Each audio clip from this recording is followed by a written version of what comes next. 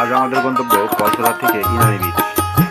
ইনানি বিচটি আমরা বলতে পারি প্রাকৃতিক যে শৈবাল, সেই শৈবাল বিচের একটি বিচ, এবং এই বিচের সাথেই কিন্তু রয়েছে পাহাড়। মানে একসাথে আপনি এখানে গেলে পাহাড় এবং সমুদ্র দুটি কিন্তু দুটির সৌন্দর্য কিন্তু উপভোগ করতে পারেন। তো কক্সবাজার থেকে যে কোনো অটো, টোটো বা এই ছাদখোলা গাড়ি, যেটাকে আমরা তাদের গাড়ি বলি, সেই গাড়িগুলো পেয়ে যাবেন। ভাড়া নেবে, ভাড়াটা অবশ্যই অনলাইন করে নেবেন।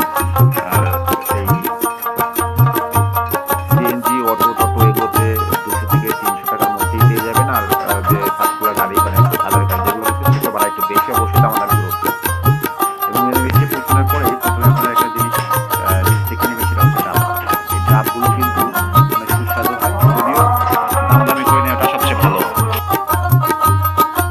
ডাব ছাড়াও এখানে হরেক রকম ফলের ইয়ে পাবেন। তার মধ্যে তেঁতুলের চাটনি রয়েছে, আম রয়েছে, কাঁচা আম, আমড়া, পেয়ারা, বিভিন্ন ধরনের ফল ফলাদির যে আচার, সেটা তৈরি হয় এখানে। এখান থেকে আপনারা কিন্তু চেখে দেখতে পারেন। যদিও কাসুন্দিটা অবশ্যই নেবেন, কারণ কাসুন্দি আলাদা একটা মজা পাওয়া যায় এখানে। এছাড়াও চা সহ বিভিন্ন ধরনের খাবার কিন্তু এখানে রয়েছে। মূল যে বিষয়টা, সেটা হচ্ছে এই শৈবাল পাথর। এই বিচে এসে যদি শৈবাল পাথরগুলো না রাখেন, তাহলে কিন্তু আপনাদের এই বিচে আসাটাই বৃথা।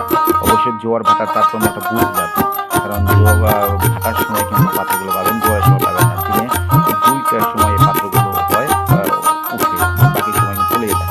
আর এখান থেকে কিন্তু আপনি সমুদ্র এবং পাহাড় দুইটার সৌন্দর্য একসাথে উপভোগ করতে পারবেন। অনেক পর্যটক আসে এখানে, এবং তারা কিন্তু অনেকে ক্যামেরা নিয়ে আসে না। সবচেয়ে গুরুত্বপূর্ণ বিষয় হচ্ছে যে এখানে ছবি তোলার জন্য কিন্তু অনেক ক্যামেরাম্যান থাকে, ফটোগ্রাফার থাকে।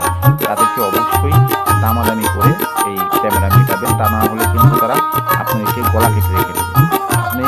আপনি বলবেন ঠিক আছে 2 টাকা পিস বা 3 টাকা পিস ছবি তুলবেন, কিন্তু দেখা যাবে যে তারা 1500, 2000 ছবি তুলে ফেলেছে। আপনারা এই ঘোরাঘুরি করে এসে আবার ডাব খেতে পারেন, এবং এখানে কিন্তু ডাবের সাথে সাথে এই এলাকার যে সুপারি রয়েছে বিখ্যাত, সেই সুপারিও কিন্তু আপনারা নিতে পারেন। এছাড়াও কিন্তু ছোট্ট একটি বাজারের মধ্যে বসে সেই বাজারগুলো আপনারা ঘুরে দেখতে পারেন।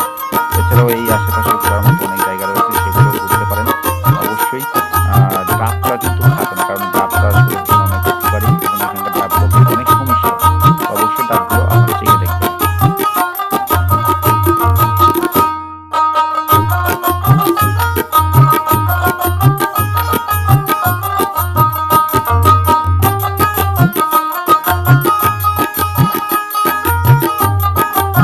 যারা কক্সবাজার আসবেন, তারা এখানে যদি আসবেন না, টাকা যদি না থাকে, তারা সমুদ্র এবং পাহাড় একসাথে দেখতে চান, তাদেরকে অবশ্যই ইনানি বিচ আসতে হবে। এবং ইনানি বিচে আসার পরে এই বিচের যে সৌন্দর্য, সেটা কিন্তু উপভোগ করতে হবে।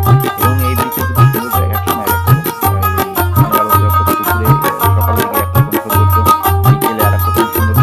অবশ্যই আপনারা সারা দিন এখানে ঘোরার জন্য আসবেন। এখানে কিন্তু বিভিন্ন গাইড রয়েছে। এছাড়াও এখানে যে ফটোগ্রাফার, তাদেরকে অবশ্যই দামাদামি করে দেবেন। আর একটি বিষয়, সবচেয়ে বড় বিষয় হচ্ছে, এখানে আসলে কিন্তু আপনি অবশ্যই স্নান